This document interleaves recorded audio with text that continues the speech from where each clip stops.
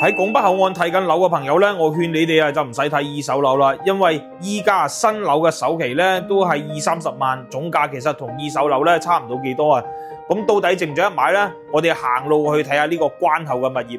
啱啱喺澳門過咗關，行路幾百米咧就可以翻到嚟你自己屋企啦。今日睇呢套咧係位於拱北一套純住宅啦，63平方大，做咗3間房。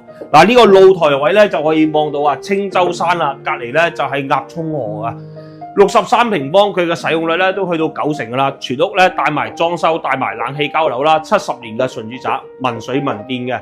咁咧佢係使用率咧亦都係比較高啦，一共係做咗有3間房啊，而且都係東南朝向位。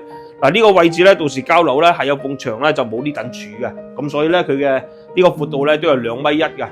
3間房亦都係一個單邊位嚟嘅。咁啊，買啲家私電器咧就可以搬入嚟住噶啦，首期咧為到30萬出頭啦，喺窗口位咧都可以望到珠海站呢3個字噶啦。OK， 咁面積段咧，除咗有呢個63平方啦，仲有35平方50平方嘅2房啦，同埋74平方嘅3房嘅。